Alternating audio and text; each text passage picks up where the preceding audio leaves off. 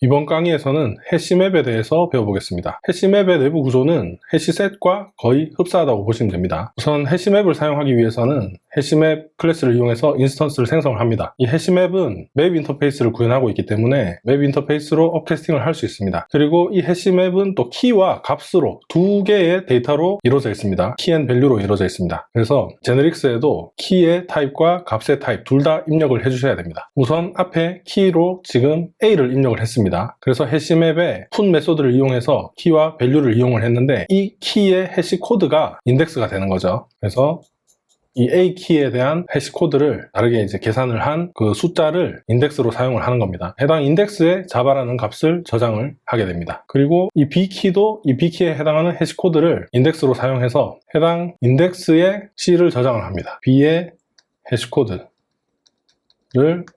연산한 값을 인덱스로 두고 그 인덱스에 C를 저장을 하게 되는 겁니다. 해시셋 같은 경우는 키 앤 밸류가 아니고 밸류밖에 없었기 때문에 이 인덱스로 사용하게 되는 해시 코드가 결국 값으로도 사용을 할 수 있었던 거죠. 하지만 지금은 키와 밸류를 별도로 분리를 했기 때문에 이 안에 그 해시 코드가 동일하게 들어가는 것이 아니라 이 해당 인덱스에 그 밸류로 지정한 값이 들어오게 된다. 이렇게 보시면 되겠습니다. 해당 E의 해시코드를 또 인덱스로 사용해서 해당 인덱스에 또 DB를 저장을 하게 된 거죠. 해시셋과 마찬가지로 이 인덱스는 중복이 될 수가 없겠죠. 같은 해시코드의 인덱스가 두 개가 될 수는 없을 겁니다. 인덱스가 0은 한 개밖에 없죠. 0이 두 개일 수가 없죠. 그렇기 때문에 이 같은 해시코드를 가진 키, 그러니까 지금 보시면 E가 두 개가 있죠. 그러면 이 두 E는 같은 해시코드를 가질 겁니다. 그럼 결국 같은 공간에 저장이 되게 되는 거죠. 그러다 보니까 이 마지막에 입력한 DB만 남게 되는 겁니다. 그래서 키를 중복을 허용하지 않는다라고 보시면 되는 거죠. 그래서 E의 자바를 입력을 했지만 뒤에 E의 DB라고 또 입력을 했기 때문에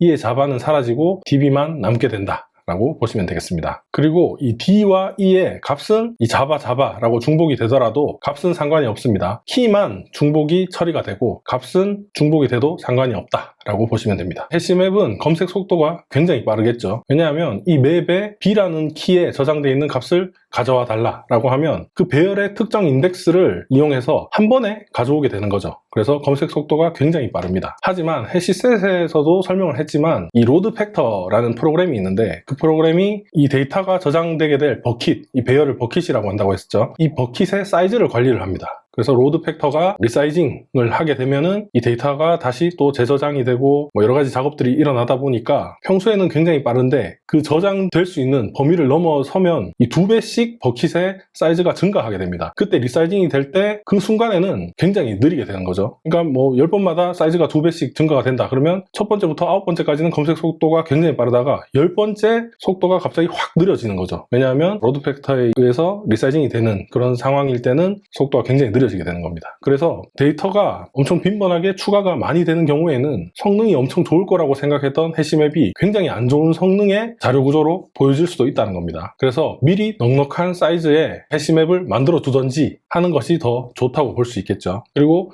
전체적으로 데이터가 대략적으로 어느 정도의 사이즈를 가지고 있다라는 것을 안다면 리사이징을 방지할 수 있기 때문에 높은 성능으로 계속 해시맵을 사용할 수 있을 겁니다. 그래서 총 데이터의 개수를 대략적으로라도 알고 있고 그 사이즈가 자주 변하지 않는다면 해시맵은 굉장히 좋은 선택이라고 볼 수 있겠죠. 키를 이용해서 해당 배열의 인덱스를 알고 있는 거나 다름없기 때문에 한 번에 접근을 할 수 있는 거죠. 그래서 검색 속도가 굉장히 빠르다라고 보실 수 있습니다. 바이너리 서치 트리 같은 경우는 내가 그 정확히 어디에 저장이 되어 있는지 인덱스는 모르지만 값을 이용해서 비교를 하면서 검색을 해야 될 때는 굉장히 빠르겠죠. 하지만 내가 키를 알고 있는 상황에서는 해시맵은 다이렉트로 그 값을 가져올 수 있다 라고 보실 수 있겠습니다. 그리고 이번에는 해시셋의 값을 가져오는 방법에 대해서 배워보겠습니다. 우선 맵으로부터 값을 가져올 때는 해당 맵을 set으로 바꿔줘야 됩니다. 그래서 entry set이라는 메소드를 호출을 하면 이 map.entry, 맵에 있는 이 내부 클래스인 entry 타입으로 이 key and value로 이루어져 있는 요소들을 바꿔줘야 됩니다. 그러니까 이 A와 자바라는 값을 이 키와 value라는 변수에 담고 또 어떤 메소드까지 가지고 있는 이 엔트리 타입의 인스턴스를 생성을 해서 set에 담은 다음에 그 set을 리턴한다는 겁니다. 그러면 해당 set은 이 엔트리 타입의 인스턴스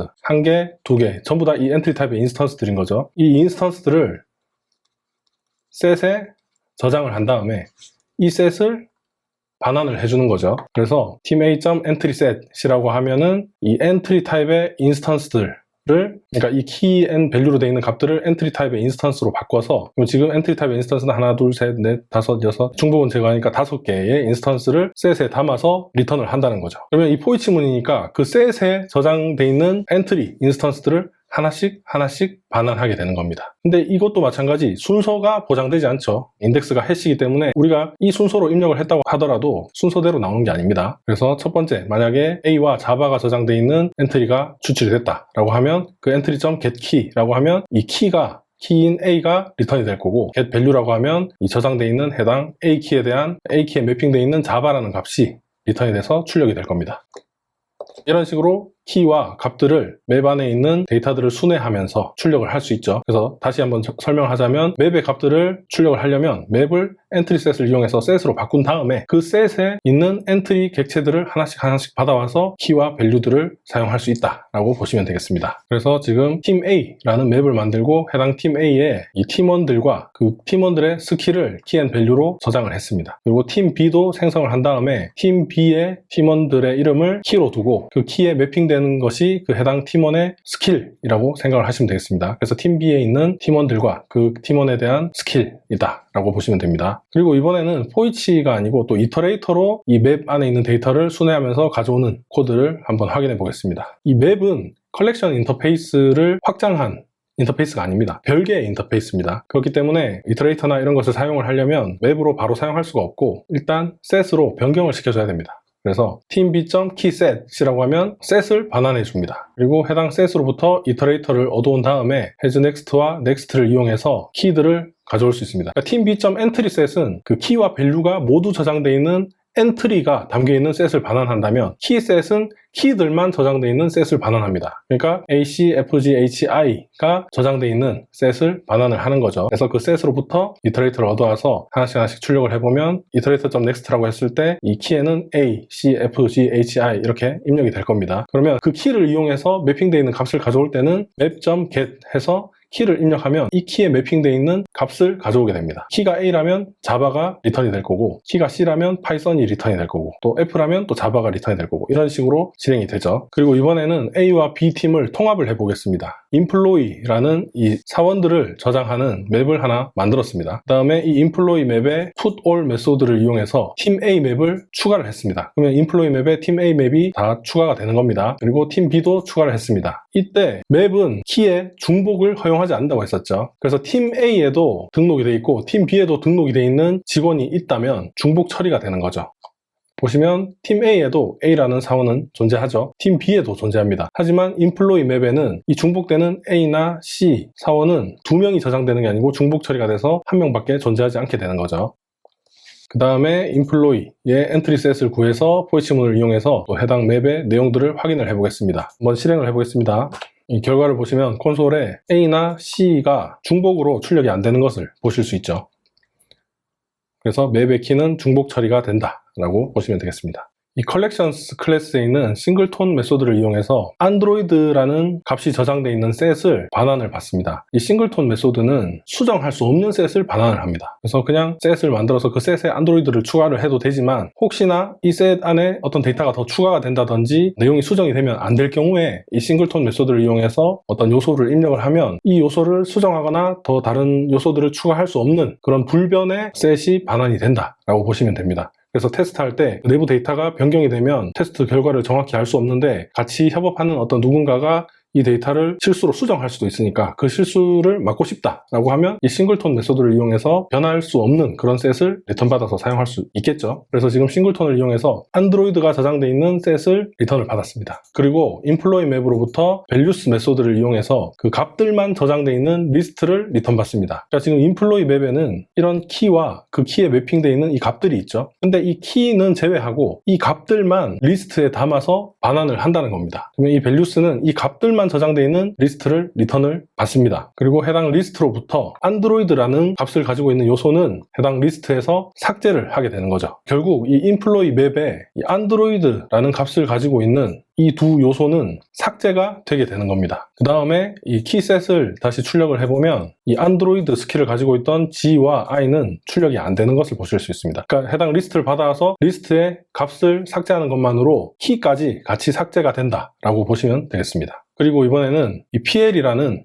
해시맵을 또 생성을 했습니다. PL은 보통 어떤 프로젝트를 진행할 때 프로젝트 리더를 말하죠. 그래서 그 프로젝트 리더에 C와 F 사원을 추가를 하고 이 각 사원의 스킬들을 파이썬과 자바로 입력을 했습니다. 그리고 이 인플로이에 해당 PL들이 소속되어 있는지를 확인해 보기 위해서 인플로이 맵을 set으로 바꾼 다음에 set에 있는 contains all 메소드를 이용해서 해당 PL이 존재하는지를 확인할 수 있습니다. PL도 지금 set으로 바꿔서 contains all에 입력을 했죠. 그러면 이 인플로이 set에 이 PL set이 존재하는지를 확인을 해서 true 또는 false를 반환을 하겠죠. 근데 기존의 인플로이에 C와 F가 있었기 때문에 true를 반환하는 것을 보실 수 있습니다. 그리고 이번에는 팀 A의 키셋을 이용해서 팀 A의 키들만 저장되어 있는 셋을 반환을 받고 equals 메소드를 통해서 팀 B의 셋과 팀 A의 키셋이 일치하는지를 확인해 보실 수도 있습니다. 팀 A와 팀 B는 일치하지 않기 때문에 이제 false가 반환이 되죠. 그리고 contains value 메소드를 통해서 값 중에 자바가 있는지 또는 자바스크립트가 있는지를 확인하실 수도 있습니다. 자바는 존재하지만 자바스크립트는 존재하지 않기 때문에 이제 false가 나온 것을 확인하실 수 있습니다. 이때 해시맵의 키도 해시코드를 인덱스로 사용하고 있기 때문에 이 순서를 알 수가 없죠. 그래서 우리가 입력된 순서를 알고 있어야 된다라고 하면 이 linked 해시맵을 사용하시면 됩니다. 링크드 해시맵은 입력된 순서를 기억을 하고 있는 해시맵이 되는 거죠. 트리맵은 트리셋에서도 배웠지만 이것도 마찬가지 내부적으로 바이너리 서치 트리, 정확하게는 레드블랙 트리를 이용해서 정렬을